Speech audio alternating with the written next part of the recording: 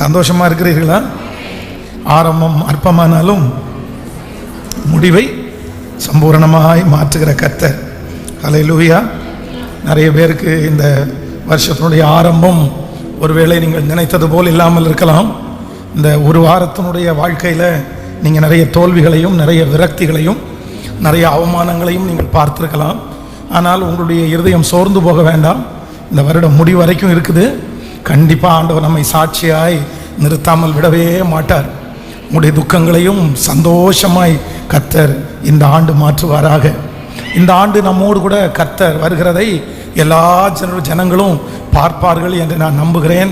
எத்தனை பேர் விசுவாசிக்கிறீர்கள்? ஹல்லேலூயா. எவரையும் மேன்மைப்படுத்தவும் பலப்படுத்தவும் அவருடைய கரத்தினால் ஆகும். வேதத்தை நாம் திறந்து இந்த வருடம் ஆண்டவர் நமக்கு எல்லாருக்கும் தந்திருக்கிற ஒரு வாக்குத்தத்த வசனத்தை நாம் எல்லாரும் வாசிக்க போகிறோம். ஆதியாகமம் 17ஆம் அதிகாரத்தை எல்லாரும் எடுத்துக்கொள்ளலாம். ஆதியாகமம் 17ஆம் அதிகாரத்தினுடைய 1வது வசனத்திலிருந்து ஒரு சில வசனங்களை நாம் வாசிக்க போகிறோம். ஆபிரகாம் 99 வயதான போது கர்த்தர் ஆபிரகாமுக்கு தரிசனமாகி, நான் சர்வ வல்லமை உள்ள தேவன், நீ எனக்கு முன்பாக நடந்து கொண்டு உத்தமனாயிரு, நான் உனக்கும் எனக்கும் நடுவாக என் உடன்படிக்கையை ஏற்படுத்தி உன்னை மிகவும் திரளாய் பெருக பண்ணுவேன் என்றார். அப்பொழுது ஆபிரகாம் முகம் குப்புற விழுந்து வணங்கினான். தேவன் அவனோடே பேசி, நான் உன்னோடு பண்ணுகிற என் உடன்படிக்கை என்னவென்றால், நீ திரளான ஜாதிகளுக்கு தகப்பனாவாய். இனி உன் பேர் ஆபிரகாம் எனப்படாமல் நான் உன்னை திரளான ஜாதிகளுக்கு தகப்பனாக ஏற்படுத்தினபடினால் உன் பேர் ஆபிரகாம் எனப்படும். உன்னை மிகவும் அதிகமாய் பலுக பண்ணி உன்னிலே ஜாதிகளை உண்டாக்குவேன். உன்னிடத்திலிருந்து ராஜாக்கள் தோன்றுவார்கள். உனக்கும் உன் பின் வரும் உன் சன்னதிக்கும் நான் தேவனாயிருக்கும்படி எனக்கும் உனக்கும் உன் பின் தலைமுறையாக வரும் உன் சன்னதிக்கும் நடுவே என் உடன்படிக்கையை நித்திய உடன்படிக்கையாக ஸ்தாபிப்பேன். ஆமென். கர்த்தருடைய பிள்ளைகளே, இந்த 2024வது ஆண்டு ஆண்டவர் நமக்காக, இந்த சத்தத்தை கேட்கிற ஒவ்வொரு பிள்ளைகளுக்காக ஆண்டவர் ஒரு வாக்குத்தத்தத்தை கர்த்தர் தந்திருக்கிறார். நம்முடைய தேவனாகிய கர்த்தர் நமக்கு வாக்கு கொடுக்கிறவர் மட்டுமல்ல, நம்முடைய வார்த்தைகளை நிறைவேற்றுகிற கர்த்தராகவும் இருக்கிறார். ஸோ அந்த ஆண்டவர் எந்த வாக்குத்தத்தத்தை இந்த வருடம் தருகிறார் என்றால், நான் உன்னை திரளாய் பெருக பண்ணுவேன் என்று கர்த்தர் வாக்கு கொடுக்கிறார். எத்தனை பேர் ஆமோதிக்கிறீர்? இந்த ஆண்டு நமக்கு ஒரு பெருக்கத்தின் ஆண்டாய் கர்த்தர் நமக்கு மாற்றி தரப்போகிறார். வலது புறத்திலும் இடது புறத்திலும் ஆண்டவர் ஒரு பெருக்கத்தை இந்த ஆண்டு நமக்கு நிச்சயம் கட்டளையிட போகிறார். எத்தனை பேர் விசுவாசிக்கிறீர்கள்? ஒருவேளை இதுவரையிலும் நீங்கள் நிறைய இடங்களிலே குறைவையே பார்த்து கொண்டிருக்கலாம். உங்கள் வேலை ஸ்தலத்திலே ஒரு குறைவு உங்களுக்கு இருக்கலாம், உங்களுடைய வருமானத்திலே குறைவு இருக்கலாம், உங்களுடைய சரீர சுகத்திலே நீங்கள் குறைவை காணலாம். ஆனால் ஆண்டவர் இந்த ஆண்டு உங்களுக்கு வாக்கு கொடுக்கிறார். நமக்கு எல்லாருக்கும் வாக்கு கொடுக்கிறார். நான் எல்லா விதத்திலும் உன்னை பெருக பண்ணுவேன் என்று கர்த்தர் வாக்கு கொடுக்கிறார். உங்களுடைய கண்கள் பார்க்க போகிறது. நீங்களும் நானும் இந்த ஆண்டு என்ன பார்க்க போறோம் அப்படின்னு சொன்னா, ஒரு பெருக்கத்தை நாம் பார்க்க போகிறோம். வேதம் சொல்லுகிறது, நீ வலது புறத்திலும் நீ இடது புறத்திலும் இடம் கொண்டு பெருகுவாய். நம்முடைய ஆண்டவர் குறுகின காரியங்களை செய்கிறவர் அல்ல. நம்முடைய ஆண்டவர் தரிசனம் இல்லாமலோ விசாலம் இல்லாமலோ இல்லைன்னா ஒரு பிராட் மைண்ட் அப்படி இல்லாமலோ இருக்கிற கர்த்தர் அல்ல. நீங்களும் நானும் ஆராதிக்கிற கர்த்தர் அவர் பெருக்கத்தின் தேவனாய் அவர் இருக்கிறபடினால் இந்த ஆண்டு இந்த சத்தத்தை கேட்டுக்கொண்டிருக்கிற அநேக பிள்ளைகளுடைய எல்லா குறைவுகளையும் ஆண்டவர் மாற்றி உங்களை சுற்றி ஒரு பெருக்கத்தை கர்த்தர் நிச்சயமாய் கட்டளை இடுவார். நம்புறவர்கள் ஆமேன் என்று ஆமோதித்து சொல்லுங்க, நான் விசுவாசிக்கிறேன். நீங்க கொடுத்த வாக்கு தத்தத்தை நான் நம்புகிறேன். எல்லாவற்றிலையும் கர்த்தர் கர்த்தர் ஒரு பெருக்கத்தை எனக்காய் கர்த்தர் கட்டளையிட போகிறார். ஆண்டவர் நிறைய காரியங்களை சிறியதாய் ஒன்றை கர்த்தர் வைத்து அதை ஆசீர்வதித்து ஆண்டவர் பெருக பண்ணினார். பெருக பண்ணி நம்ம இந்த ஜெபம் ஆரம்பித்ததிலிருந்து நம்ம சொன்னோம், சின்ன சின்ன காரியமா இருந்துச்சு. ஆனா ஆண்டவருடைய வாக்குத்தத்தம் அதுல வந்துச்சு, ஆண்டவருடைய வார்த்தை அதிலே பேசப்பட்டது, ஆண்டவருடைய கரம் அதிலே இருந்தது, ஆண்டவருடைய தீர்மானமும் தரிசனமும் அதன் மேல் வைத்தார். சாதாரணமாய் ஒன்றும் இல்லாமல் இருந்த காரியம் ஆண்டவருடைய வார்த்தை வந்த உடனே மனிதனுடைய சிந்தனைக்கு அப்பாற்பட்ட அளவிற்கு அது வளர்ந்து இன்று நம்முடைய கண்களுக்கு முன்பாக பெருகி இருக்கிறதை நம்ம பார்க்கிறோம். நான் நம்புகிறேன், ஆண்டவருடைய வார்த்தை ஒரு மரத்தில், ஆண்டவருடைய வார்த்தை ஒரு புல் பூண்டுல, ஆண்டவருடைய வார்த்தை ஒரு ஜீவராசிகள் மத்தியில் அந்த வார்த்தை வந்து விழுந்த உடனே அது பெருகி இன்னைக்கு எண்ணிக்கைக்கு அடங்காததாய் நம்முடைய கண்களுக்கு முன்பாக இருக்குமானால் நான் விசுவாசிக்கிறேன், இந்த ஆண்டு கர்த்தருடைய வார்த்தை உங்க ஒன்றும் இல்லாமலே இருக்கிற அதற்கு நேராக கடந்து வருகிறது. அந்த குறுகின வருமானத்திலே கடந்து வருகிறது, அந்த சின்ன வேலையிலே கடந்து வருகிறது. கர்த்தருடைய வார்த்தை கடந்து வர நான் நம்புகிறேன் அதனுடைய வளர்ச்சியை நம்முடைய கண்கள் காண போகிறது. நம்மை கர்த்தர் காண பண்ண போகிறார். இந்த ஆண்டு முடிகிறதற்குள்ளே இந்த வாக்குத்தத்தம் நம்முடைய ஆம் என்றும் ஆமேன் என்றும் நிறைவேறும். ஹல்லேலூயா. கர்த்தருடைய பிள்ளைகளே, முதலாவதாக ஒரு தேவனுடைய பிள்ளை என்ன பண்ணணும்னா, நீங்க பெருக்கத்தை ஏற்றுக்கொள்ளுகிறவர்களாய் நீங்க மாறணும். சில நேரத்தில் ஆவிக்குரிய வாழ்க்கையில இந்த பெருக்கத்தை ஏற்றுக்கொள்ளுகிறவர்கள் ரொம்ப குறைவா இருக்கிறாங்க. அப்படின்னா சரி, இது போதும் என்கிற மனதுடனே கூடிய தெய்வ பக்தியே மிகுந்த ஆதாயம் அப்படின்ற அந்த ஒரு சில வசனங்களை மட்டும் தங்களுக்காக எடுத்துக்கொண்டு, போதும் இதுக்கு மேல எதுக்கு நமக்கு வேணும், வேண்டாம், நம்மளை கர்த்தர் இப்படிதான் வச்சிருக்க விரும்புறாரு, ரொம்ப ஆசீர்வாதம் வந்துச்சுன்னா நம்ம விழுந்துருவோம், ரொம்ப ஆசீர்வாதம் வந்துருச்சுன்னா நம்ம கீழ்ப்படியாம போயிடுவோம், நம்ம அதுக்கப்புறம் நல்ல ஆண்டவரை ஆராதிக்க முடியாது, நம்ம தப்பு பண்ணிடுவோம், நம்ம பாவத்தில் விழுந்துருவோம். இந்த மாதிரி நிறைய பேர் மனதிலே நினைத்து பெருக்கத்தை நிறைய பேர் ஏற்றுக்கொள்ளவே மாட்டார்கள். ஒன்று, அவர்கள் கேட்ட சத்தியங்களின் நிமித்தம் ஏற்றுக்கொள்ள மாட்டாங்க. இரண்டாவது, அவர்களுடைய சூழ்நிலையின் நிமித்தம் அந்த பெருக்கத்தை ஏற்றுக்கொள்ள மாட்டாங்க. நான் எல்லாம் எங்க பெருக்க போறேன், எங்க அம்மாவும் அப்படிதான் இருந்தாங்க, எங்க குடும்பம் அப்படி இருந்துச்சு, அதனால பெருக்கம் என்கிற வார்த்தை எங்களுக்கு சொந்தமானது அல்ல, எங்க குடும்பத்திற்கு சொந்தமானது அல்ல, நாங்க கடைசி வரைக்கும் இங்கே தான் இருக்கணும், நாங்க இந்த வீட்டில் தான் குடியிருக்கணும். பெருக்கத்தை முதலாவதாக இன்றைக்கு உங்க மனசு அது ரிஜெக்ட் பண்ணிட்டே இருக்குமானால், உங்களுடைய சூழ்நிலையை பார்த்து, யாரோ ஒருத்தர் சொன்னதை பார்த்து பெருக்கம் என்னுடையது அல்ல, வளர்ச்சி என்னுடையது அல்ல, உயர்வு என்னுடையது அல்ல அப்படின்னு உங்க மனசு சொல்லி கொண்டிருக்குமானால், ஒரு தேவனுடைய பிள்ளை இன்னைக்கு முதல்ல இந்த ஆராதனையில பெருக்கத்தை நீங்கள் ஏற்றுக்கொள்ளுகிறவர்களாக இருக்கணும். எப்ப ஆண்டவர் உங்களை பெருக பண்ணுவார், எப்பொழுது நீங்கள் வளருவீர்கள், எப்பொழுது உங்களுக்கு இருக்கிற ஆசீர்வாதம் உயரும் என்றால், நீங்க முதல்ல என்ன விசுவாசிக்கணும்னா, நான் பெருக்கத்திற்கு இல்லாத ஆள் கிடையாது, நான் பெருக்கத்திற்கு உரிய ஆள். கர்த்தர் இந்த வாக்குத்தத்தத்தை வேறு யாருக்கும் கொடுக்கல, எனக்கு தான் கொடுத்திருக்கிறாரு. எனக்கு இந்த வாக்குத்தத்தத்தை கர்த்தர் கொடுப்பாரானால், இந்த வாக்குத்தத்தத்திற்கு உரிமையான ஆள் நான் தான் என்று நீங்கள் விசுவாசிக்கும் போது அந்த துவக்கத்தை கர்த்தர் இன்று கட்டளையிட வல்லவராய் இருக்கிறார். ஆமென் சொல்லுங்கள். சிலர் என்ன நினைப்பாங்க அப்படின்னு சொன்னா, அதற்கு உரிய ஆள் இல்லை அப்படின்னு நிறைய நேரத்தில் ஸ்கிப் பண்ணிடுவாங்க. அவ்வளவுதான், நான் அதெல்லாம் நம்ப மாட்டேன், நான் அதெல்லாம் விசுவாசிக்க மாட்டேன். இல்லை இல்லை, இன்று ஒரு தீர்மானம் எடுக்க போறோம்.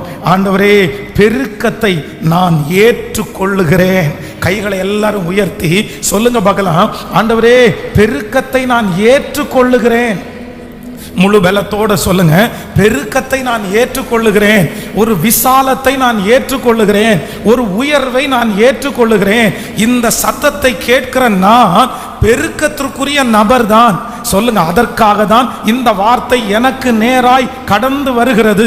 ஆண்டவர் ஒரு வார்த்தையை சாதாரணமாய் அனுப்ப மாட்டார். கர்த்தருடைய வார்த்தை ஒரு மனிதனுக்கு வருமானால் அந்த மனிதன் எப்பேற்பட்டவனாய் இருந்தாலும் அந்த வாக்குத்தத்தம் நிறைவேறும். கைகளை ஒவ்வொருத்தரும் உயர்த்தி சத்தமாய் வாய்களை திறந்து அறிக்கை செய்யுங்கள்.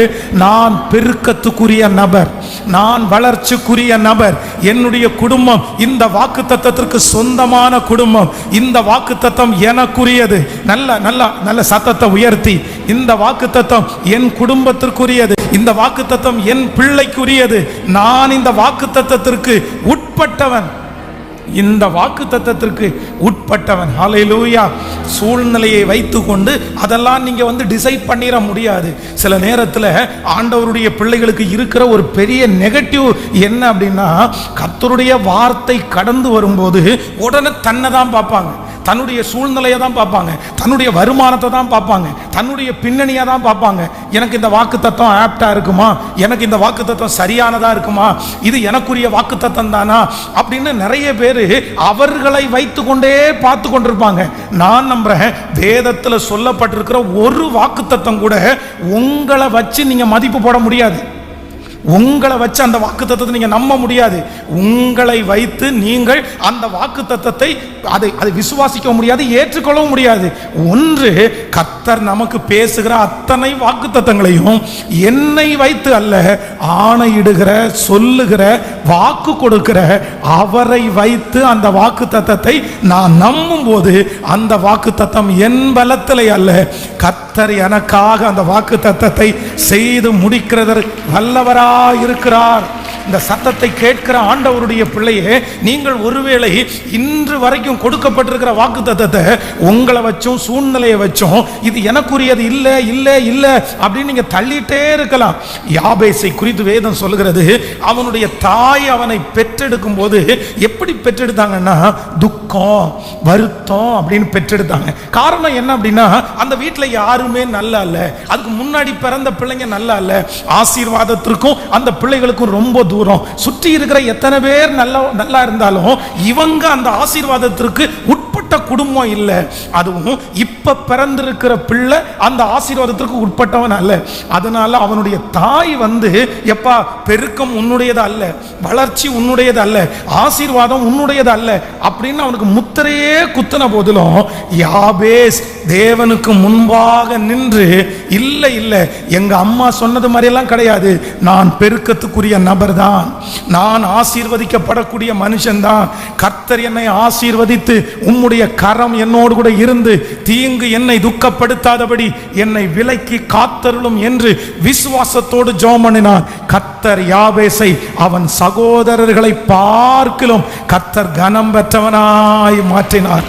ஆமேன் சொல்லுங்கள். ஹல்லேலூயா. கர்த்தருடைய பிள்ளைகளே, ஆண்டவர் ஆணித்தரமா பேசுறாரு.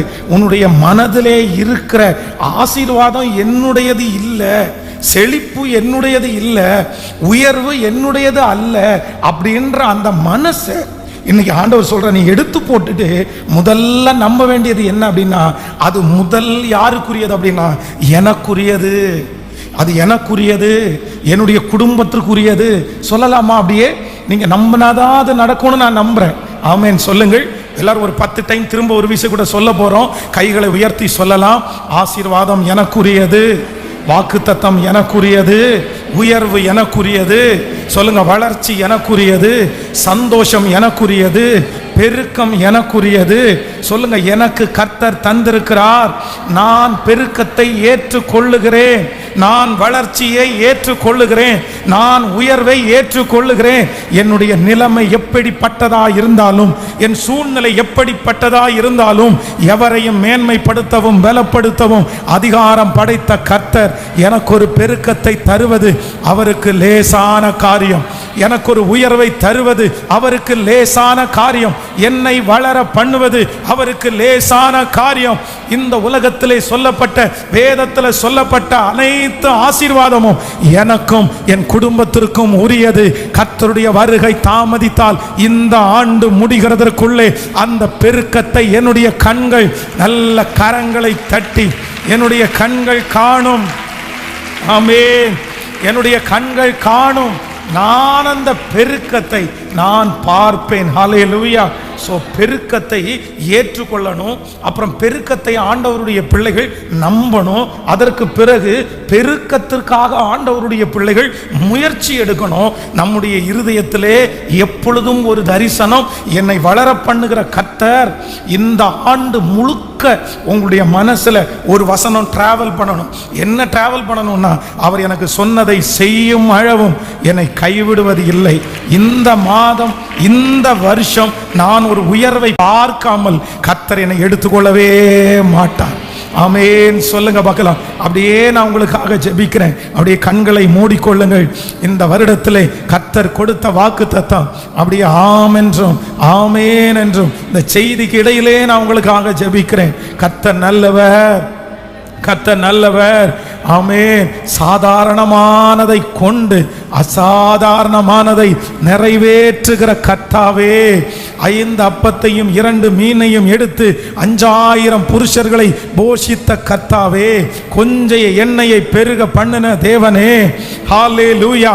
ஒரே வார்த்தையினால் இத்தனை ஆண்டுகளாக கடல்களிலே மச்சத்தை உண்டு பண்ணி ஜனங்களை போஷிக்கிற கர்த்தாவே, ஆமென். உம்முடைய வார்த்தை, ஒரு வார்த்தை எண்ண முடியாத அளவிற்கு இந்த உலகத்தில் ஆசீர்வாதங்களை கொண்டு வர முடியுமானால், இந்த செய்தியை கேட்டுக்கொண்டிருக்கிற ஒவ்வொரு பிள்ளைகளுக்கும் பெருக்கத்தின் ஆண்டாய், வலதுபுறத்திலும் இடதுபுறத்திலும் ஆசீர்வதிக்கப்படுகிற ஆண்டாய், குறைவை காணாத ஆண்டாய், அப்பா ஸ்தோத்திரம்.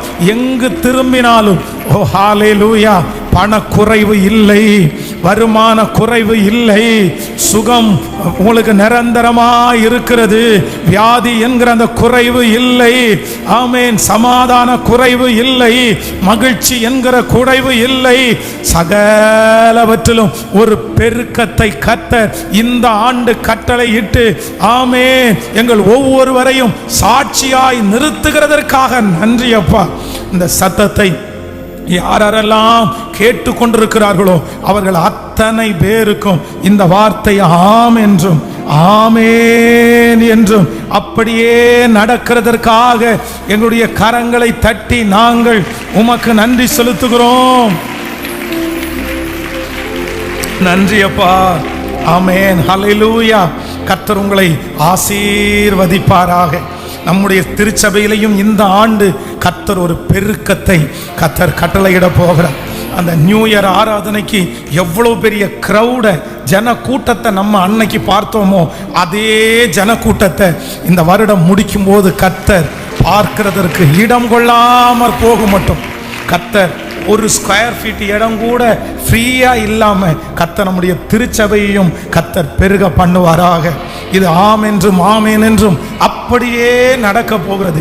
இந்த வாக்குத்தத்தத்தை நான் தியானித்து கொண்டிருக்கும் போது ஆண்டவர் ஆபிரகாம், நம்முடைய தகப்பனாகிய ஆபிரகாமுக்கும் அவருக்கு பின் வருகிற சன்னதியாகிய நமக்கும் ஆண்டவர் கொடுத்த வாக்குத்தத்தம் என்று எழுதப்பட்டிருக்கிறது. அப்போ நான் தியானிக்கும் போது இந்த வாக்குத்தத்தத்தை ஆண்டவர் ஆபிரகாமுக்கு கொடுக்கும் போது அவருக்கு இருந்த 3 விதமான சூழ்நிலையை குறித்து நான் வாசித்தேன். எனக்கு ரொம்ப ஆச்சரியமா இருந்துச்சு. நான் நம்புகிறேன் இந்த வாக்குத்தத்தத்தை ஆண்டவர் ஒருவேளை உங்களுடைய காதுகள் கேட்க சொல்லும் போது இதே சூழ்நிலையில நீங்கள் கடந்து வரலாம். ஆனால் அந்த சூழ்நிலையை காட்டிலும் பெரியவராயிருக்கிற கர்த்தர் ஆபிரகாமுக்கு கொடுத்த வார்த்தையை இன்று நம்முடைய கண்களுக்கு முன்பாக கர்த்தர் அப்படியே நிறைவேற்றுகிறார்.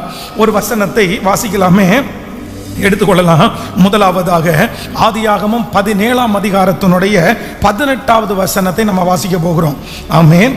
ஆதியாகமம் 17ஆம் அதிகாரத்தினுடைய 18வது வசனம். இஸ்மவேல் உமக்கு முன்பாக பிழைப்பானாக என்று ஆபிரகாம் தேவனிடத்தில் விண்ணப்பம் பண்ணினான். அப்பொழுது தேவன், உன் மனைவியாகிய சாராள் நிச்சயமாய் உனக்கு ஒரு குமாரனை பெறுவாள், அவனுக்கு ஈசாக்கு என்று பெயரிடுவாயாக. என் உடன்படிக்கையை அவனுக்கும் அவன் பின் வரும் அவன் சன்னதிக்கும் நித்திய உடன்படிக்கையாய் ஸ்தாபிப்பேன். ஹல்லேலூயா. கர்த்தருடைய கர்த்தருடைய பிள்ளைகளே, இந்த இடத்திலே ஆண்டவர் ஆபிரகாமுக்கு இந்த வாக்குத்தத்தத்தை சொல்லிக் கொண்டே வருகிறார். இந்த அதிகாரத்திலே அந்த ஒரு வசனம் மட்டும் வாக்குத்தத்த வசனம் அல்ல. சில வேதத்தில் நம்ம படிக்கும்போது அந்த ஒரு அதிகாரத்தில் அந்த ஒரு வசனம் மட்டும்தான் வாக்குத்தத்தமா இருக்கும், இல்லைன்னா அந்த ஒன் வேர்டு மட்டும்தான் வாக்குத்தத்தமா இருக்கும்.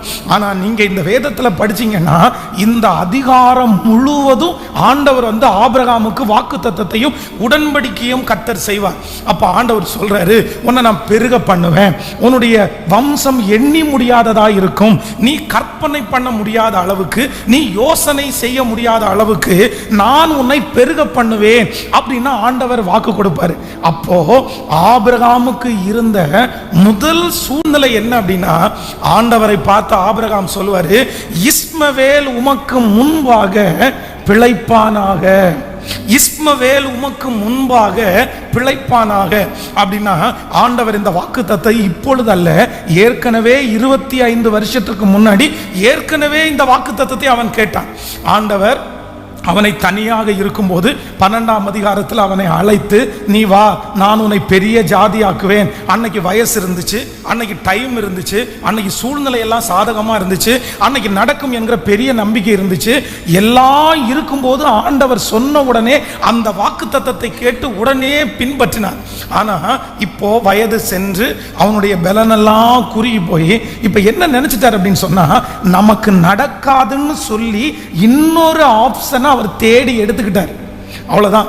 இது நம்ம இத்தனை நாட்களும் காத்திருந்த காரியம் நடக்காது, நம்ம எதிர்பார்த்திருந்த காரியம் நடக்காது. உடனே சாராள் சொல்றாங்க, அவ்வளவுதான், நீங்க இந்த அடிமை பெண்ணாகிய ஆகாரோட சேரும், எனக்கு தான் சன்னதி இல்லை, இந்த பொண்ணு ரொம்ப நல்லா இருக்கா இல்ல, ஒழுக்கம் உள்ளவளா இருக்கா இல்ல, இந்த பெண்ணின் நிமித்தமாய் நமக்கு சன்னதியை உண்டு பண்ணலாம். நம்ம நினைச்சிருக்கிறது நடக்கல, அதனால நம்ம இருக்கிற சூழ்நிலைக்கு ஏற்ப இன்னொன்னு நம்ம சூஸ் பண்ணிடலாம். இதுதான் நமக்கு தலையெழுத்து, இதுதான் நமக்கு விதி, இதுதான் கடவுள் நமக்கு நியமிச்சிருக்கிறது. நம்ம ஆண்டவரை தூசிக்க வேண்டாம், நம்ம ஆண்டவருக்கு விரோதமா பேச வேண்டாம். சரி பரவாயில்ல, நமக்கு தலையெழுத்து இவ்வளவுதான், இதுதான் ஆண்டவர் நமக்கு வச்சிருக்கிறார் அப்படின்னு தானாகவே ஒரு காரியத்தை அவர்கள் தெரிந்தெடுத்து இது எனக்கு போதும்னு அதிலேயே திருப்தி ஆயிட்டாங்க.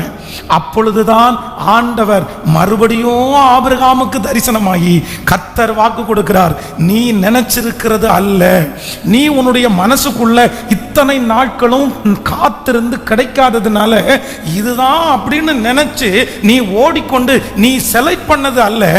இஸ்மவேலை நான் பிழைக்க பண்றது உண்மைதான், ஆனால் உன்னுடைய கர்ப்ப பிறப்பை நான் ஆசீர்வதித்து பூமியின் மணலை போல பெருக பண்ணுவேன் என்று கர்த்தர் வாக்கு கொடுக்கிறார். இந்த சத்தத்தை கேட்கிற ஆண்டவருடைய பிள்ளையே, ஆபிரகாமுக்கு இருக்கிற அதே சூழ்நிலையில இன்றைக்கு இந்த சத்தத்தை யாரோ ஒருத்தர் கேட்டுக்கொண்டிருக்கலாம்.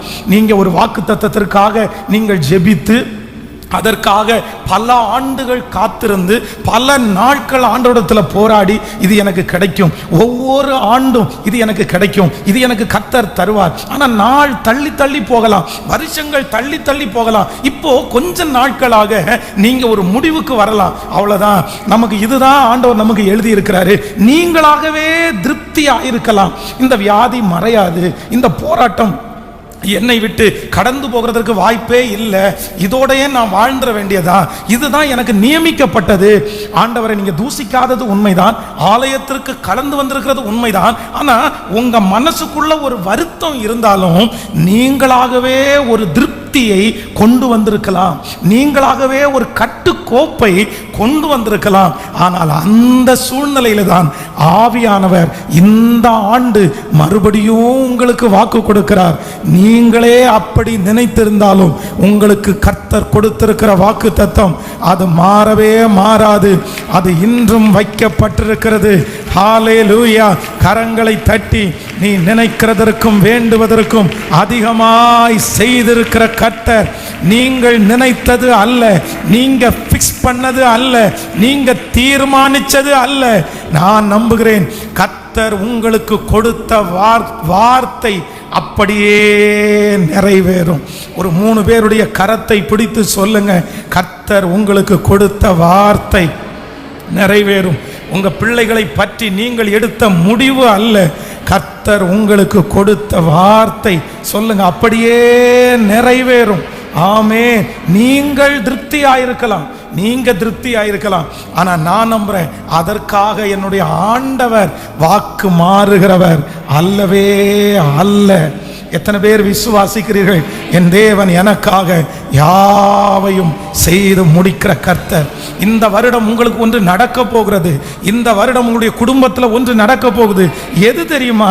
நீங்க போதும் அவ்வளோதான் அப்படின்னு நினைச்சு இனி எனக்கு கிடைக்காதுன்னு ஒதுக்கி விட்டதை கூட கர்த்தர் உங்களுக்கு கொடுத்த அந்த வார்த்தையின் நிமித்தம் மறுபடியும் ஆண்டவர் நினைத்து, இல்ல நீ திருப்தி ஆனாலும், நீங்கள் திருப்தி ஆனாலும் இஸ்ரவேலின் ஜெயபலமானவர் சொன்னதை செய்யும் அளவும் நம்மை கைவிடுவதே இல்லை. கரங்களை அசைத்து சொல்லுங்க, எல்லாரும் சொல்லுங்க, இந்த வாக்குத்தத்தத்தை நான் நம்புகிறேன், இந்த வாக்குத்தத்தத்தை நான் நம்புகிறேன். ஸ்தோத்திரம், ஸ்தோத்திரம், ஸ்தோத்திரம். என்னை பெருக பண்ணுகிற ஒரு நல்ல கர்த்தர், என்னை பெருக பண்ணுகிற ஒரு நல்ல கர்த்தர். ஹல்லேலூயா, ஸ்தோத்திரம். நம்பிக்கையோடு சொல்லுங்கள், ஆண்டவரே இந்த வார்த்தை எனக்குரியதுதான். ஆமென். ஆறாத காயங்களை எல்லாம் ஆற பண்ணி, ஆண்டவர் என்னுடைய வாழ்க்கையில் ஆரோக்கியத்தை பெருக பண்ணி அவர் சொன்னதை செய்கிற வரைக்கும் என்னை கைவிட மாட்டார். இந்த ஆண்டு என் கண்கள் ஒன்றை காண போகிறது. என் பிள்ளையை குறித்து அவன் அவ்வளவுதான் என்று நினைத்தேன், ஆனால் கர்த்தர் அவனை பெருக பண்ணுகிறதை என்னுடைய கண்கள் காணும். ஹல்லேலூயா, ஆமென். எதிலெல்லாம் நம்ம மனரம்மியம் கொண்டோமோ அது எல்லாவற்றையும் நமக்காய் நிறைவேற்றுகிற கர்த்தர். சிலர் ஆண்டவரை ரொம்ப நேசிப்பாங்க, ஆபிரகாமை போல நேசிப்பாங்க. அதற்காக ஆண்டவரிடத்துல ஜெபம் பண்ணுவாங்க, காத்திருப்பாங்க, வாக்குத்தத்தத்தை விசுவாசிப்பாங்க. ஆனா ஒரு சூழ்நிலை நடக்காது அப்படின்ற ஒரு சூழ்நிலை வரும்போது நிறைய பேர் என்ன பண்ணுவாங்க தெரியுமா? சிலர் ஆண்டவரை கோவப்படுவாங்க, ஆண்டவரை திட்டுவாங்க, ஆண்டவரை சபிப்பாங்க. ஆனா சிலர் மட்டும் என்ன பண்ணுவாங்க தெரியுமா? ஆண்டவரே எனக்கு நியமிச்சிருக்கிறத நான் என்ன பண்றேன், நான் ஏற்றுக்கொள்றேன். சரி, எனக்கு நீங்க அளந்தது இவ்வளவுதான் ஆண்டவரே, எனக்கு நீங்க வச்சிருக்கிறது இவ்வளவுதான் ஆண்டவரே. ஒரு மனரம்யம் உங்களுக்குள்ள வந்துடும். ஏன் அந்த மனரம்யம் உங்களுக்குள்ள வருது அப்படின்னா, ஆண்டவரை அந்த அளவுக்கு நீங்க நேசிப்பீங்க, அந்த அளவுக்கு நீங்க விரும்புவீங்க. அவ்வளவுதான். அது அது இந்த அக்கினி சூளைக்கு எங்களை தப்புவித்தாலும், சொல்லுங்களேன், தப்புவியாமற் போனாலும், அப்படின்னா தப்புவிக்கணும்னு மனசுல ஆசை இருக்குது, காத்திருந்தோம். ஆனா சூழ்நிலையை பார்த்தா தப்புவிக்கிறது மாதிரி எந்த சூழ்நிலையும் இல்லை. ஆனா நான் ஒரு முடிவு எடுத்திருக்கிறேன், எனக்கு ஆண்டவர் தான் முக்கியம், எனக்கு அவருடைய பிரசன்னம் தான் முக்கியம். நான் அவரோடு கூட வாழ்வேன். கிறிஸ்து எனக்கு ஜீவன், சாவு எனக்கு ஆதாயம். நான் பரலோகத்துக்குரிய பிள்ளை. பரவாயில்ல ஆண்டவரே, உங்களுக்காக நான் இந்த பாட சகிக்கிறேன், உங்களுக்காக இந்த அவமானத்தை சகிக்கிறேன் அப்படின்னு மனரம்யமாய் அப்படியே மனசார யாராவது நீங்க விட்டு கொடுத்துருக்கலாம். இப்படி ஒரு சூழ்நிலை எனக்கு கர்த்தர் அனுமதிச்சா கூட பரவாயில்லன்னு நீங்க விட்டு கொடுத்துருக்கலாம். ஆனா நான் நம்புறேன், நீங்க பரவாயில்லன்னு சொன்னாலும், அது ஆபிரகாம் சொல்லும்போது ரொம்ப அழகா சொல்றாரு, இஸ்மவேல் உமக்கு முன்பாக பிழைப்பானாக. வாக்குத்தத்தம் இது இது யாருக்கு வரும்? யாருக்கு வரும்? தனக்கு ஒரு பிள்ளையை கொடுப்பேன்னு காத்திருந்து ஜெபம் பண்ணி இத்தனை நாட்கள் தாண்டி இப்ப கிடைக்காதுன்ற ஒரு சூழ்நிலையில இன்னொருத்த சூஸ் பண்ணி அப்பவும் விடாம துரத்திட்டு வந்துட்டு ஆண்டவர் வாக்குத்தத்தத்தை அவனுக்கு சொல்லும் போது அந்த மனுஷன் மனசார சொல்றான், ஆண்டவரே எனக்கு வேண்டாம், எனக்கு கிடைக்காது, நான் அப்படி பார்க்கக்கூடிய நாளை தாண்டிட்டேன். ஆனா இப்போ உமக்கு முன்பாக இஸ்மவேல்ன்ற ஒன்று இருக்குது, அது நான் நினைச்சது மாதிரி இல்லைன்னா கூட சிம்பிளா ஆரம்பிச்சிட்டேன், இதோடு கர்த்தருடைய கரம் இருக்கட்டும். ஆனா ஆண்டவர் சொல்றாரு, நீ ஜெபம் பண்ணதுனால நீயா தெரிஞ்செடுத்து நீயா போதும்னு நினைச்ச அந்த ஆசீர்வாதத்தையும் நான் உனக்கு ஆசீர்வதிப்பேன். ஆனா நான் உனக்கு ஒன்று சொன்னேன்ல, நான் உனக்கு ஒன்று வாக்கு கொடுத்தேன்ல, இது உங்களுடைய உழைப்பினால வந்தது, இது உங்களுடைய ஞானத்தினால வந்தது, இது உங்களுடைய பிரயாசத்தினால வந்தது. இன்னைக்கு இந்த சத்தத்தை கேட்கிற ஆண்டவருடைய பிள்ளையே, இந்த வருஷத்தினுடைய துவக்கத்துல உங்க உழைப்பினால கொடுத்த ஆசீர்வாதம் இது எனக்கு போதுன்ற ஒரு மனரம்யம் உங்களுக்கு இருக்கலாம். ஆனா ஆண்டவர் கொடுத்த ஆசீர்வாதத்தை, கொடுக்கிற ஆசீர்வாதத்தை இன்னும் நீங்க பார்க்காம இருக்கலாம், அது இன்னும் உங்க கையில கிடைக்காம இருக்கலாம்.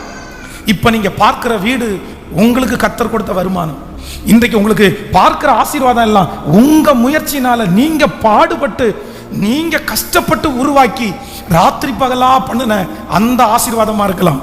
ஆனா இந்த வருஷம் கர்த்தர் ஒரு கிருபையை தரப்போறாரு. அது நீங்க உழைச்சது அல்ல, அது நீங்க பாடுபட்டது அல்ல, அது உங்க கையினால ராத்திரி பகலாய் நீங்க அனுபவிச்சது அல்ல. நான் நம்புகிறேன் அது தகுதியே இல்லாத ஒரு மனுஷன் மேல கர்த்தர் வைக்கிற ஒரு மிகப்பெரிய கிருபை. அதற்கு அளவில்லை, அதற்கு எல்லை இல்லை. நல்ல கைகளை தட்டி அது நிறைய பேருடைய கண்களுக்கு ஆச்சரியமா இருக்கும். அது இத்தனை ஆண்டுகளும் நீங்கள் சம்பாதித்ததை விட அது பல மடங்கு அதிகமாக இருக்கும். அது உங்களுடைய வேலைக்கு, உங்களுடைய கமிட்மெண்ட்டுக்கு அதிகமானதா இருக்கும். ஹல்லேலூயா. அந்த ஆசீர்வாதத்திற்கு இணையாய் யாருமே கொடுக்க முடியாது. நீங்க 20 ஆண்டு 50 ஆண்டு பாடுபட்டால் கூட கிடைக்காததை கர்த்தருடைய ஒரே ஒரு வாக்குத்தத்தம் இந்த வருஷத்துல உங்களுக்கு கொண்டு வந்து சேர்க்கும். நம்பி ஆமோதிக்கிற அத்தனை பேருக்கும் நடக்க போகிறது. இது உங்களால் உண்டானது அல்ல, இது என்னால் உண்டானது அல்ல, இது கர்த்தருடைய ஈவு. நம்ம சொல்ல போறோம், இது தேவனுடைய ஈவு. ஹல்லேலூயா. நான் உழைச்சி எனக்கு கிடைச்சது, நான் கஷ்டப்பட்டு எனக்கு கிடைச்சது கொஞ்சம் தான். ஆனா ஆண்டவருடைய இரக்கத்தில் எனக்கு கிடைச்சது கொஞ்சம் இல்லை, அது என்னுடைய கற்பனைக்கு மிஞ்சி. உங்க பிள்ளைகளுக்கு அதை செய்ய போறாரு, நமக்கும் அதை செய்ய போறாரு. ஹல்லேலூயா. சேர்ந்த அந்த பாடனுடைய அந்த ஒரு வரிகளை பாட போகிறோம். ஆமென். என்னை விசாலத்தில் வைக்கிற கர்த்தர் ஆறாத காயங்கள் ஆறும், ஆரோக்கியம் வாழ்வினில் மூடும். ஆமென். ஸ்தோத்திரம். ஆற்றியே தேற்றும் நல் நாதர், ஆனந்த துதி ஒலி கேட்கும். இந்த ஆண்டு ஆடல் பாடல் சத்தத்தை கேட்க பண்ணுகிறவர். கரங்களை தட்டி பாடி நன்றி அப்பா. ஹல்லேலூயா. ஆராத காயங் ஆரும், ஆரோக்கியம் வாழ்வின் மூடும். ஆற்றிய தேற்றும் போற்றிய பாதம் பணிவோம். பதறாத வாழ்வும் சிதறாத மனமும் பரிசாக தேவன்.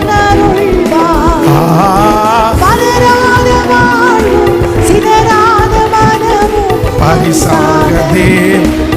கைகளை மேல ஆனந்த துதி ஒலி கேட்கும். ஆடல் பாடல் சத்தமும் தொனிக்கும். ஆகாயமின் வினாய் அவர் ஜனம் பெருகும். ஆண்டவர் வாக்கு பலிக்கும். ஆகாயமின் வினாய் அவர் ஜனம் பெருகும். ஆண்டவர் வாக்கு பலிக்கும். சொல்லுவோம், மகிமைப்படுத்துவேன், மகிமைப்படுத்துவேன் என்றாரே.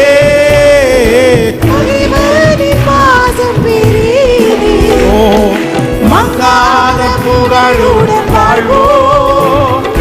மாட்சிமை பேர் உயர்ந்திடுவோம். உருவிட மாட்டோம், குன்றிட மாட்டோம். தேவனின் வாக்கு. உருவிட மாட்டோம், குன்றிட மாட்டோம். கரையில் கைகளை மேல தட்டி உற்சாகமாய் பாடி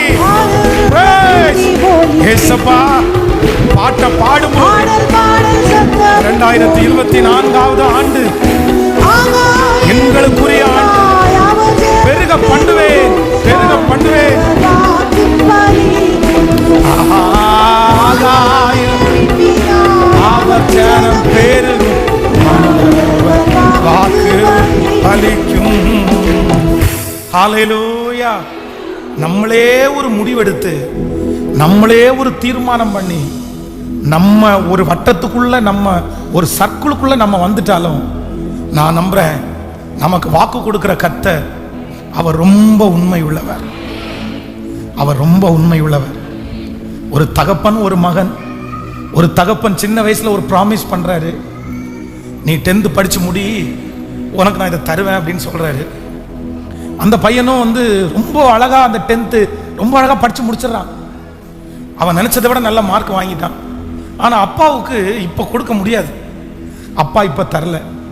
ஆனா அவன் ஒரு முடிவு எடுத்துட்டான், அப்பா தரலனாலும் பரவாயில்ல, சரி நம்ம இருக்கிறத வச்சு நமக்கு இவ்வளவுதான் வாச்சிருச்சு, நமக்கு இவ்வளவுதான் அப்படின்னு வைக்கிறான். ஆனா என்னதான் பையன் மனரம்யமா இருந்தாலும் வாக்கு கொடுத்த அப்பாவுக்கு மனசு வலிக்காம இருக்குமா?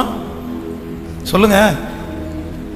வாக்கு கொடுத்த அப்பா என்ன நினைப்பார் அப்படின்னா, நீ பிள்ளை, நீ மனரம்யமா இருந்தாலும், நீ சந்தோஷமா ஏற்றுக்கொண்டாலும், உனக்கு வாக்கு கொடுத்தது நான்.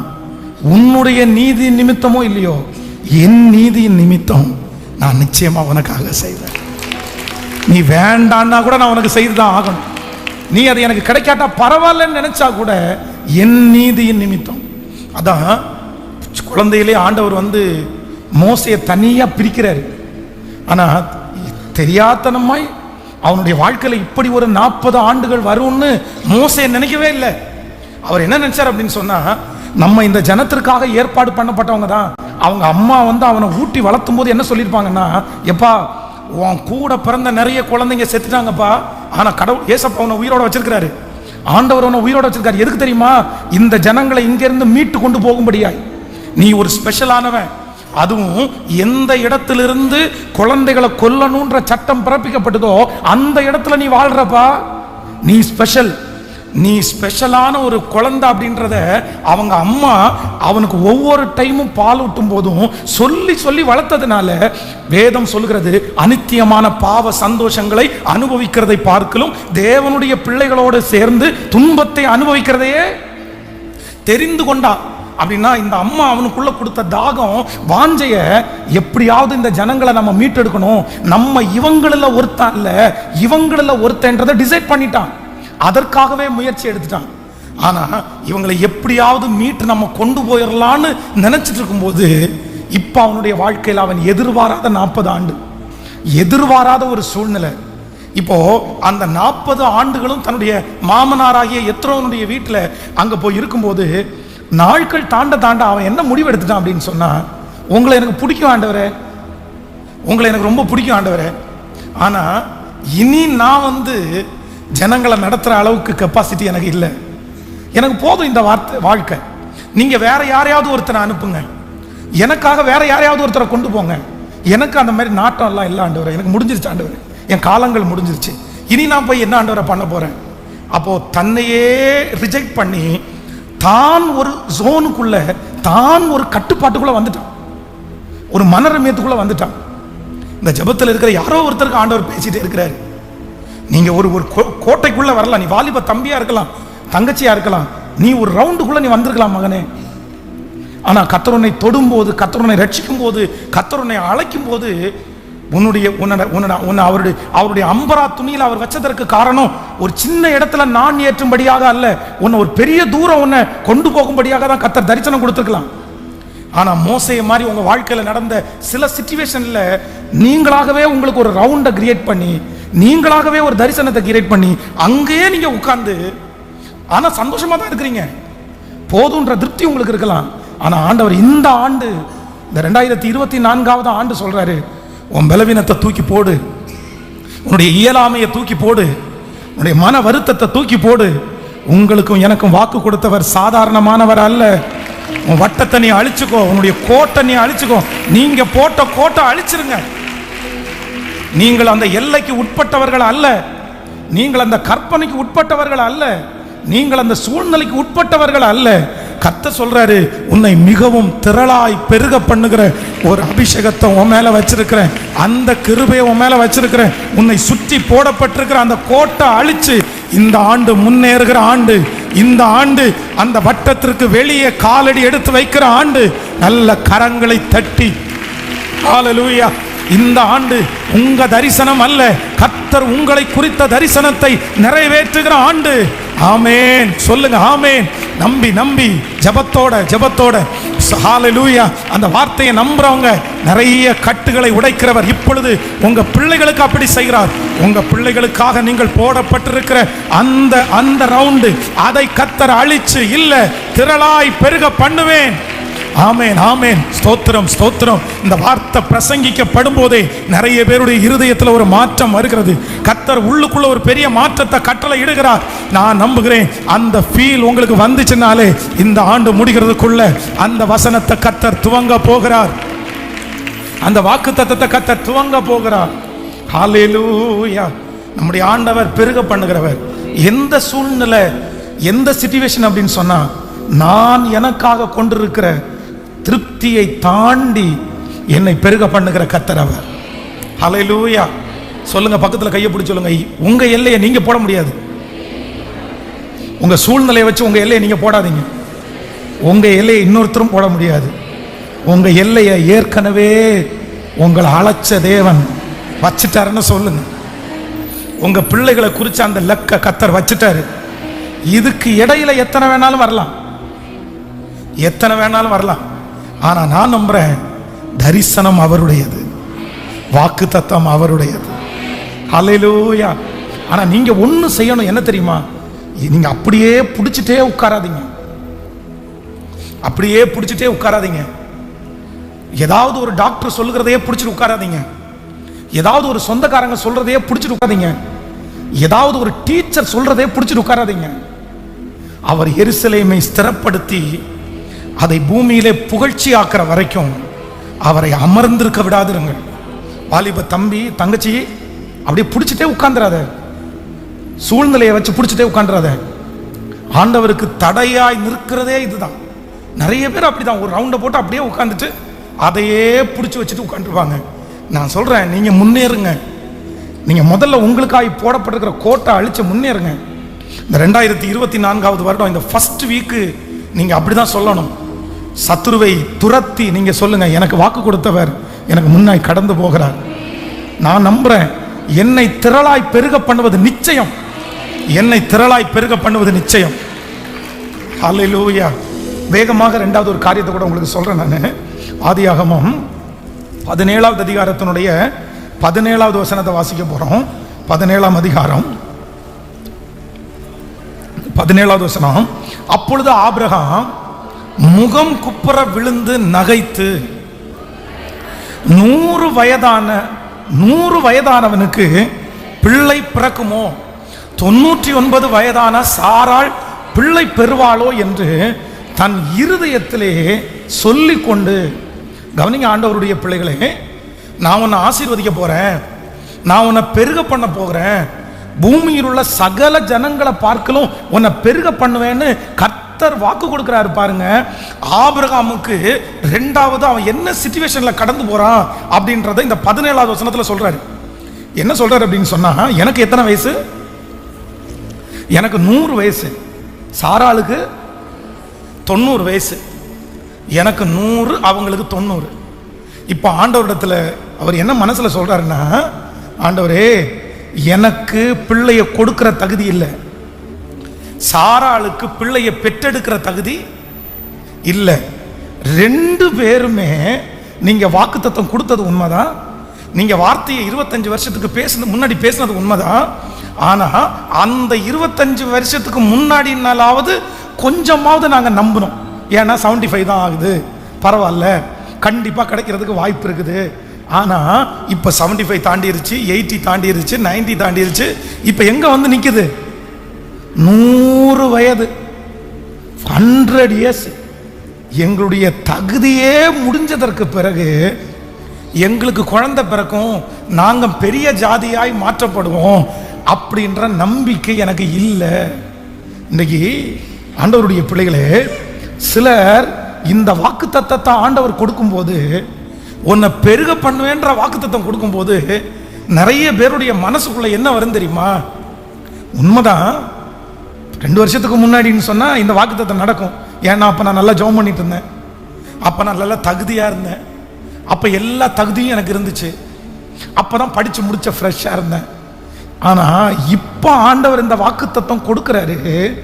இந்த வாக்குத்தத்தம் நிறைவேறுவதற்கு எனக்குள்ள என்ன இல்லை அப்படின்னா, எனக்கு தகுதி இல்லை, தகுதி இல்லை. ஆனா தகுதியே இல்லாத அந்த சிச்சுவேஷன்ல தான் கர்த்தர் மீண்டும் வாக்கு கொடுக்கிறாரு. நிச்சயமாய் நான் உன்னை மணலத்தனையாய் பெருக பண்ணுவேன். இந்த ஆண்டு இந்த முதல் வாரத்தில் நுழையும் போது ஆண்டவருடைய பிள்ளைகளே, நிறைய பேருடைய மனதில் என்னுடைய தகுதியை நான் இழந்துட்டேன், என்னுடைய தகுதியை நான் இழந்துட்டேன், நான் நிறைய மிஸ்டேக் பண்ணிட்டேன், என்னுடைய ஜெபம் ரொம்ப குறைஞ்சிருச்சு, நான் ஆண்டவரை நெருங்கிறத விட்டுட்டேன். இந்த ஆண்டு எப்படி நடக்கும்னு எனக்கு தெரியல. போன ஆண்டு நான் கொஞ்சம் ஜெபம் பண்ணேன், அதுக்கு முந்தின ஆண்டு கொஞ்சம் நான் ஜெபம் பண்ணேன், எனக்கு நடந்துருச்சு. ஆனா நான் நம்புறேன், நீங்க தகுதி இல்லைன்னு மனசுல எப்ப நினைச்சீங்களோ அப்பவே உங்களை தகுதி பண்ணுகிற ஒருவர் உங்களுக்கும் எனக்கு முன்பாகவும் வந்திருக்கிறார். எவரையும் தகுதிப்படுத்துகிறவர் அவர்தான். இதுவரையிலும் நம்முடைய தகுதியை பார்த்து நம்மை அவர் ஆசீர்வதிக்கவே இல்லை. நம்ம அவருக்கு முன்பாக உத்தமனாய் நடந்தோம். ஆனால் அவருடைய கிருபை நம்மிடத்தில் நிறைய வெளிப்பட்டது.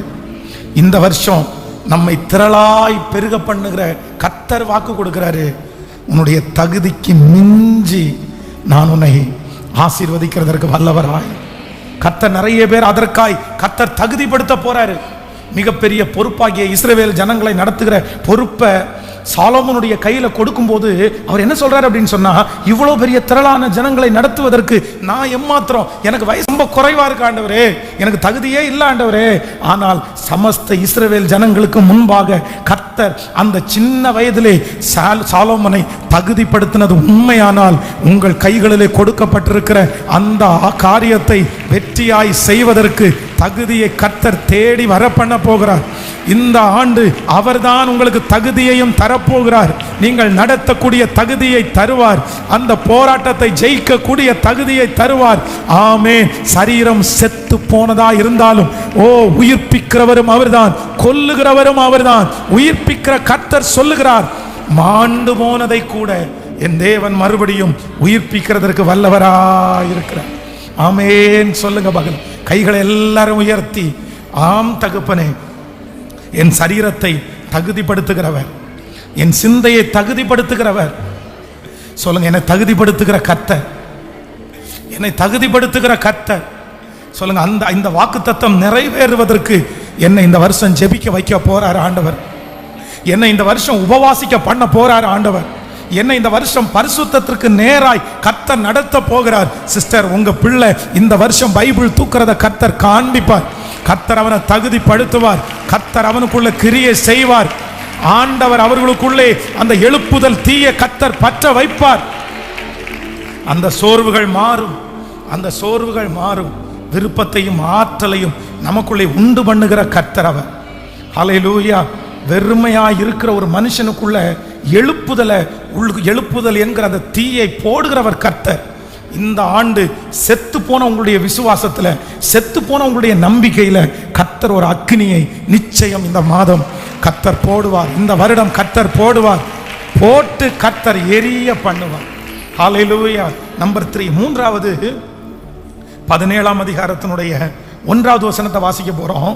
ஆண்டவர் இந்த வாக்குத்தத்தத்தை கொடுக்கும்போது அவனுக்கு இருந்த சூழ்நிலை 17ஆம் அதிகாரம் 1வது வசனம். ஆபிரகாம் 99 வயதான போது கர்த்தர் ஆபிரகாமுக்கு தரிசனமாகி, நான் சர்வ வல்லமை உள்ள தேவன், நீ எனக்கு முன்பாக நடந்து கொண்டு உத்தமனாயிரு. ஆமென். அந்த வசனத்தை திரும்ப வாசிக்கலாம். ஆபிரகாம் 99 வயதாகும் போது கர்த்தர் ஆபிரகாமுக்கு தரிசனமாகி. ஹல்லேலூயா. அந்த இடத்துல ரொம்ப தெளிவாய் சொல்லப்பட்டிருக்கிறது, 99 வயதான போது.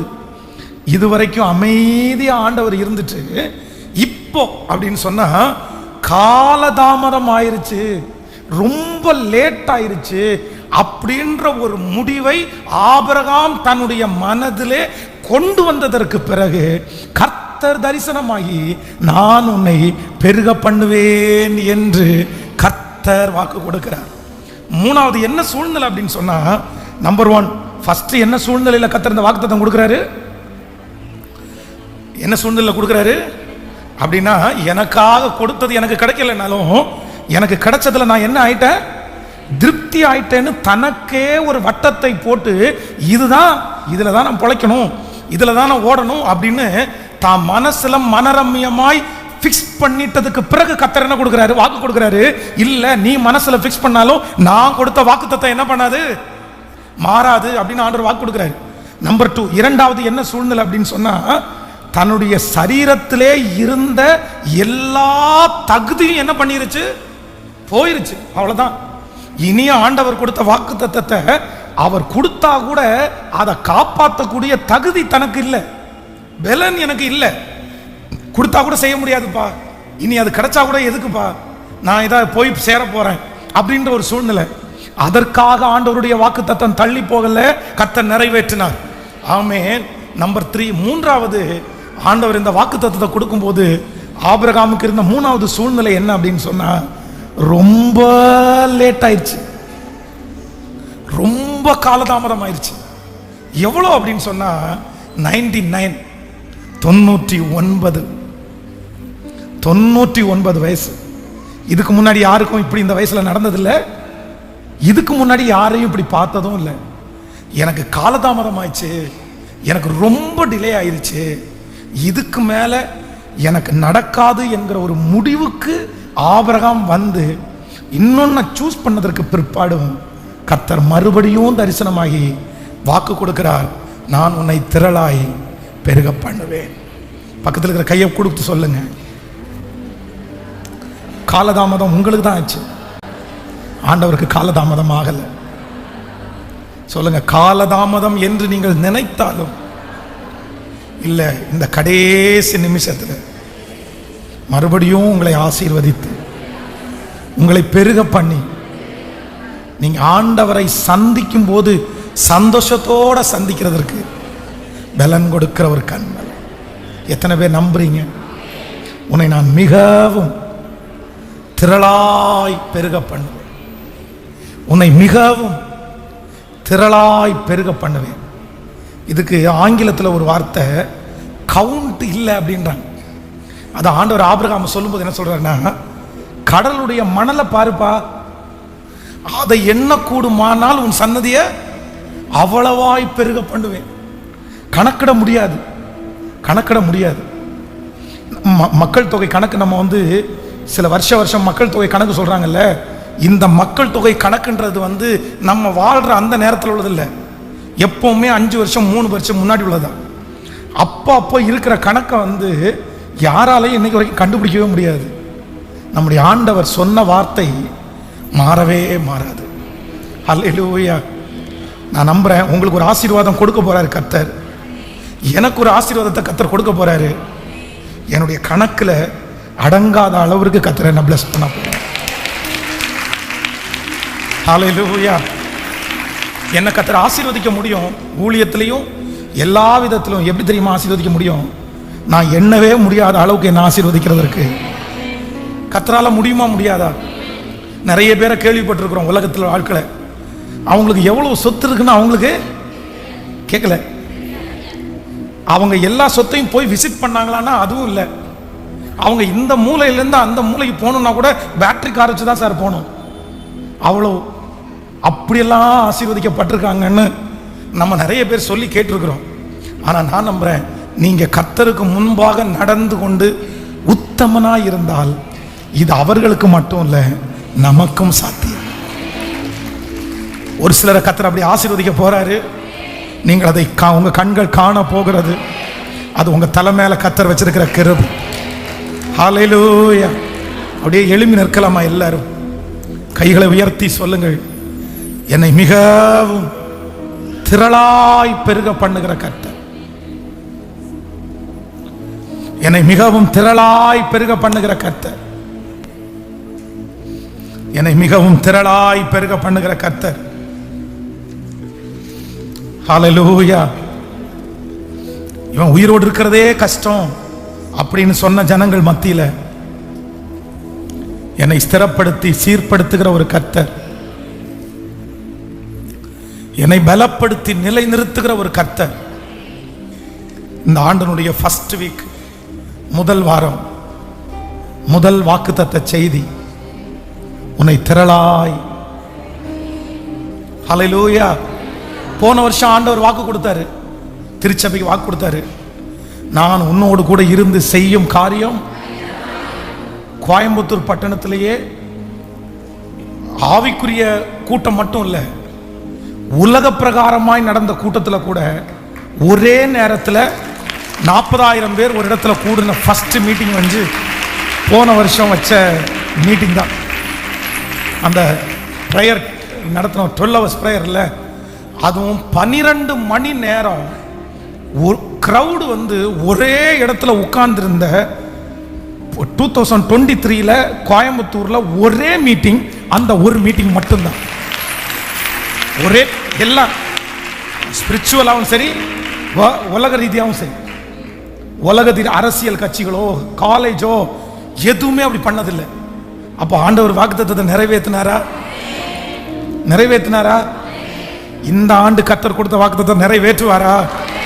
இந்த சத்தத்தை கேட்கிறவங்க ஒவ்வொருத்தருக்கும் நீங்க எங்க இருந்தாலும் உங்க கையை திரளாய் பெருக பண்ணுகிற கர்த்தர். ஹல்லேலூயா, ஆமென். கைகளை உயர்த்தி சொல்லுவோம், நன்றி அப்பா நன்றி. மேன்மையை தடுக்க நின்ற கூட்டங்கள் எல்லாமே வணங்கி நிற்கும். மேன்மையை தடுக்க நின்ற கூட்டங்கள் எல்லாமே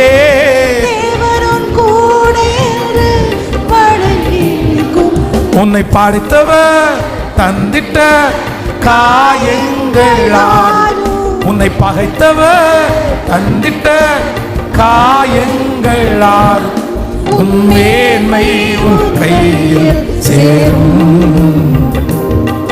உன் மேன்மை உன் கையில் சேரும். கைகளை உயர்த்தி சொல்லுவோம்.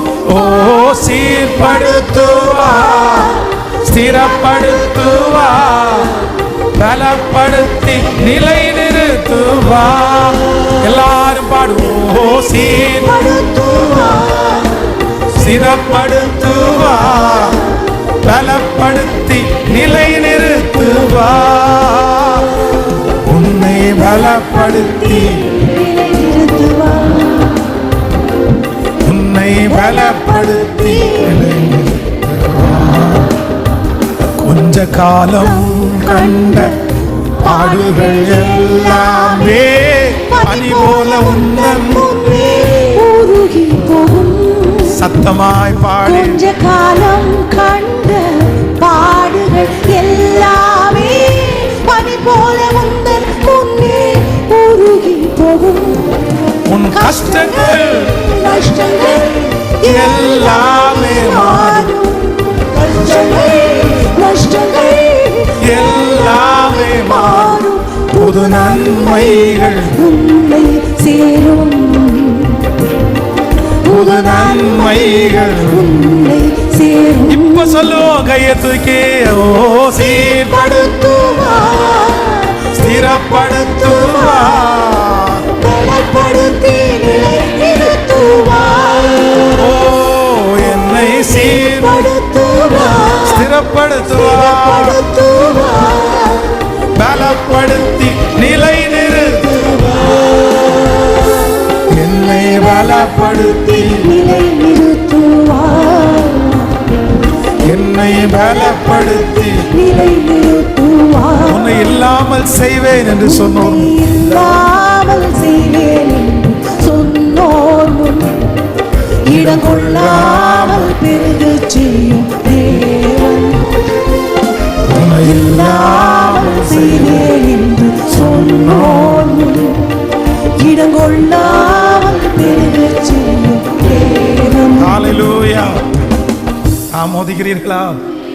இந்த ஆண்டு நம்மை சீர்படுத்துகிற ஆண்டாய் கர்த்தர் அவருடைய பொக்கிஷ சாலை இந்த ஆண்டு நமக்காக திறக்கும். உடைய பிள்ளைகளை ஆசீர்வதிக்கிறேன். அவங்க இந்த முதல் வாரத்தில் கொண்டு வந்திருக்கிற இந்த காணிக்கைகளை அங்கீகரித்து ஆசீர்வதிக்கிறேன்.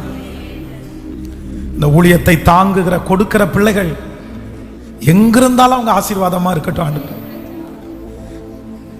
நன்றி ஆண்டவரே.